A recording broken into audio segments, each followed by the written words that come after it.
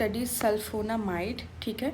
सो ये first effective anti microbial agent है, ठीक है, जो कि बैक्टीरियल इन्फेक्शन के लिए यूज़ हो रहा है, ठीक है। अब ये डेरिवेटिव है सल्फानिलामाइड से एंड सिंथेटिक कंपाउंड से। अब सल्फोनामाइड का क्लासिफिकेशन देखें तो सिस्टमिक एक्टिंग है, लोकल एक्टिंग है एंड अदर, मतलब जिसमें बोथ सिस्टमिक भी है और लोकल भी है। सिस्टमिक में शॉर्ट एक्टिंग है, intermediate and long acting. Short acting में है सल्फा डायाजीन, इंटरमीडिएट में है सल्फा मेथोक्साजोल एंड लॉन्ग एक्टिंग में है सल्फा डॉक्सिन।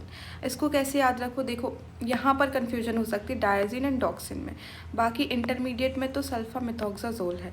अब डायाजीन में डाई आ रहा है ना, डाई मतलब जल्दी मर जाएगा, जल्दी मर जाएगा मतलब ये शॉर्ट एक्टिंग है, ठीक है। एंड डॉक्सिन जो है ये लॉन्ग एक्टिंग है।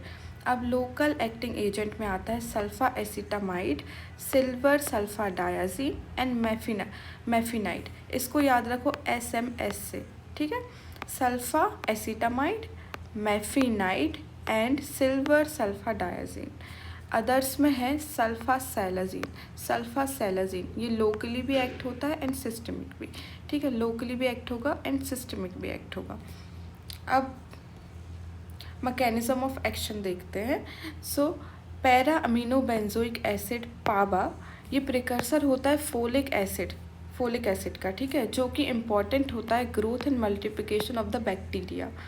सल्फोनामाइड जो है ये स्ट्रक्चरली सिमिलर होता है पाबा से, मतलब पाबा और सल्फोनामाइड का जो स्ट्रक्चर है वो सिमिलर होता है, ठीक है। सो ये कॉम्पिटिटिवली इनहिबिट करता है, remember this word, competitively inhibit करता है फोलेट सिंथेटेज एंजाइम को, ठीक है, and prevent the formation of folic acid, जिससे फोलिक एसिड नहीं बनेगा, thereby producing bacteriostatic effect.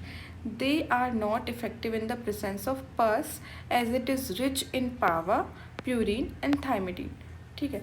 And human body इससे इफेक्ट इसलिए नहीं होती बिकॉज ह्यूमंस जो है वो यूज़ करते हैं ऑलरेडी, जो पहले से ही बना हुआ फोलिक एसिड रहता है उसको यूटिलाइज़ करते हैं, वो खुद से सिंथेसाइज नहीं करते। अब इसका एक्शन देखते हैं, मैकेनिज्म ऑफ एक्शन देखते हैं। सो बैक्टीरिया में क्या होता है, पैरा अमीनो बेंजोइक एसिड से डाईहाइड्रोफोलिक एसिड बनता है, फिर उससे टेट्राहाइड्रोफोलिक एसिड बनता है, ठीक है। अब पैरा अमीनो बेंजोइक एसिड से जब डाईहाइड्रोफोलिक एसिड बन रहा होता है, यहाँ पर एंजाइम रहती है फोलेट सिंथेटेज। अब सल्फोनामाइड जो है इसी को इनहिबिट करती है, क्या कैसे करती है, कॉम्पिटिटिवली इनहिबिट करती है फोलेट सिंथेटेज को, जिससे हमें बैक्टीरियोस्टैटिक इफेक्ट मिलता है। अब हम इसका रेजिस्टेंस देखें, कोई भी ड्रग यूज़ करो बैक्टीरिया उसका सॉल्यूशन निकाल ही लेता है, तो रेजिस्टेंस किस किस कारणों से हो सकता है, या तो फोलेट सिंथेसेस जो है इसकी एफिनिटी कम हो जाए सल्फोनामाइड के लिए, ठीक है, उससे कम बाइंड हो। Now efflux of the drug by bacteria जो है अपने चैनल के थ्रू, इफ्लक्स के थ्रू ड्रग को बाहर निकाल दे, या development of alternate metabolic pathway for folate synthesis, या तो वो किसी और मेथड से फोलेट का सिंथेसिस करने लगे, ठीक है।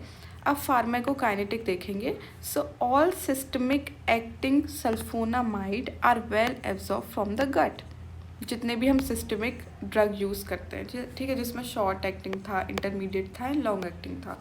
Now they are bound to plasma protein, particularly albumin.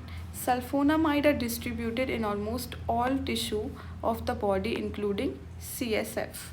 They cross placental barrier, ये प्लेसेंटल बैरियर को भी क्रॉस करता है, and reach the foetal circulation. They are metabolised in liver mainly by acetylation से कुछ ही ड्रग्स जो है वो मेटाबोलाइज होते हैं। अगर आपको नहीं याद है तो आप शिप से याद रखो। एस से रहेगा सल्फोनामाइड, एच से रहेगा हाइड्रालाजीन, आई से रहेगा आइसोनियाजाइड एंड पी से रहेगा प्रोकेनामाइड, ठीक है।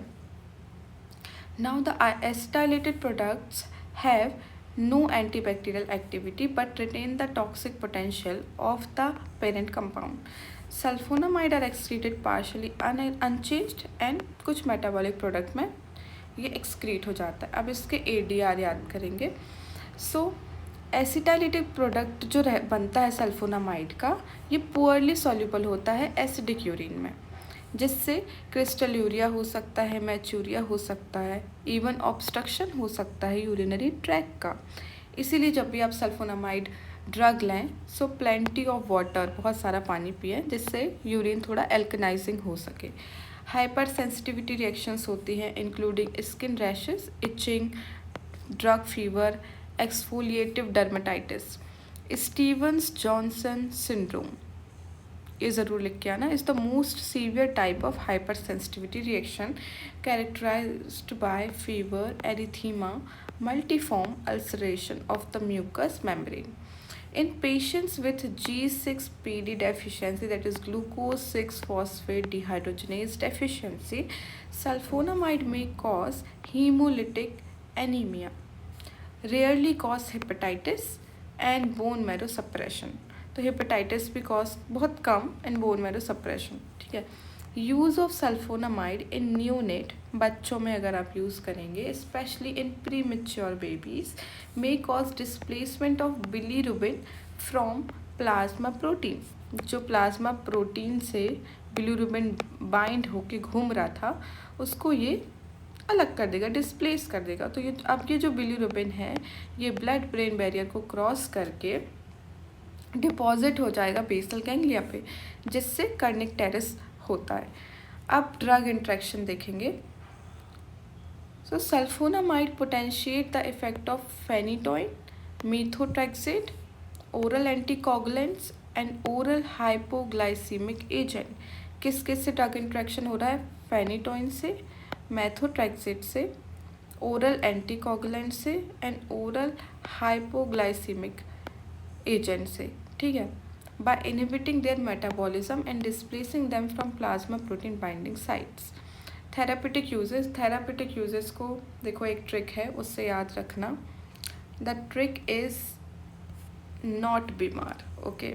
सल्फोनामाइड को हम जब बीमार हो रहे हैं तब ले रहे हैं, बट हमें ट्रिक याद करनी है, नॉट बीमार, ठीक है। अब इससे आपको सब कुछ याद हो जाएगा, मैं बताती हूँ कैसे। एक बार रीड कर लेते हैं उसके बाद याद करते हैं। सो थेरापेटिक यूजेस में सल्फोनामाइड कभी भी अकेले यूज़ नहीं होता, ठीक है। इसको कॉम्बिनेशन में यूज़ करते हैं अदर ड्रग से, ठीक है। अकेला बेचारा ज़्यादा कुछ कर नहीं पाता है। सो सल्फाडॉक्सिन, डॉक्सिन से याद है ना आप लोगों को, ये लॉन्गर एक्टिंग था। सो सल्फाडॉक्सिन इसको यूज़ करते पायरीमेथामीन के साथ विथ कॉम्बिनेशन आर्टीसुनेट। आर्टीसुनेट जो है ये एंटी मलेरियल ड्रग है, आर्टीसुनेट। इसको यूज़ करते हैं, इनको कॉम्बिनेशन में यूज़ करते हैं जब प्लाज्मोडियम फैल्सिफेरम मलेरिया जो है क्लोरोक्विन रेजिस्टेंस है। क्लोरोक्विन भी एंटी मलेरिया ड्रग है। अगर ये काम नहीं कर रही है तो आप सल्फाडॉक्सिन या पायरीमेथामीन को आर्टीसुनेट के साथ कंबाइन करके दे दो, ठीक है। अब सल्फाडायाजीन, डायाजीन शॉर्ट एक्टिंग याद है ना, तो सल्फाडायाजीन एंड पायरीमेथामीन इसको कॉम्बिनेशन के साथ यूज़ करते हैं फॉर टॉक्सोप्लाज्मोसिस। नो कार्डियोसिस में यूज़ करते हैं सल्फामेथोक्साजोल, ठीक है। ये इंटरमीडिएट वाला आ गया methoxazole in combination with trimethoprim, okay. Then sulfamethoxazole, फिर से इंटरमीडिएट वाला आ गया, combination with trimethoprim used in the treatment for P0VC, ठीक है, for the infections in the patients with AIDS. Now sodium salt of sulfacetamide, sodium salt of sulfacetamide is use, ये locally acting था, ठीक है। Sulfacetamide is use exclusively for the treatment of ophthalmic infections. आँखों में अगर कोई infection हो जा रहा है, क्यों? क्योंकि इसकी हाई एक्वस सॉल्युबिलिटी होती है, न्यूट्रल पीएच होता है तो इरिटेट नहीं करेगा, ठीक है, नॉन इरिटेंट होता है, गुड पेनिट्रेबिलिटी होती है on topical administration, low incidence of hypersensitivity reaction and low cost, सस्ते में मिल जाता है। अब सिल्वर सल्फाडायाजीन ये लोकली एक्ट करता है and mefenide are used topically for preventing infection of burn wound. Silver sulfadiazine slowly release silver ion which are toxic for the microorganism. It is not effective in presence of pus and tissue fluid. सल्फासेलाजीन जो कि topically systemic दोनों use हो रहा था, is useful for the treatment of inflammatory bowel disease and rheumatoid arthritis. And rheumatic fever में use होता है sulfadiazine, can be use for the prophylaxis of the rheumatic fever. अब ये जो ट्रिक बताई थी इससे चलो सब कुछ रिवाइज कर लेते हैं, ठीक है। सो नॉट बीमार से सबसे पहले एन से आपको याद रखना है नो कार्डियोसिस, ओ से याद रखना है ऑप्थेल्मिक इन्फेक्शंस, ठीक है। टी से याद रखो टॉक्सोप्लाज्मोसिस जो हमने पढ़ा, बी से याद रखो बर्न के केसेस में, आई से याद रखो इन्फ्लामेटरी बॉल डिसीज़, एम से याद रखो मलेरिया, एंड आर से rheumatic fever and rheumatic arthritis. ये दोनों कवर हो जाएंगे।